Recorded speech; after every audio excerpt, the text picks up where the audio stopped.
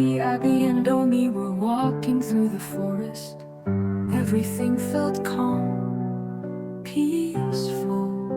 But suddenly, dark clouds rolled in. The wind howled, thunder roared, and the rain poured down. The forest turned cold and frightening. And then they saw it, a little brown squirrel falling into the river.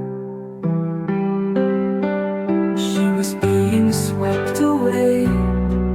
Tapy, Abby, and Omi didn't hesitate. They had to save her.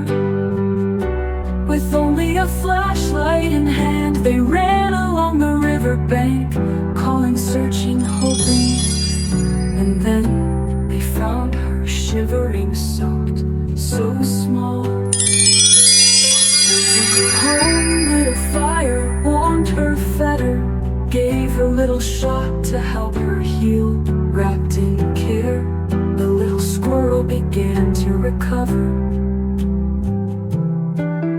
When the storm finally passed and the forest grew quiet again, it was time to say goodbye.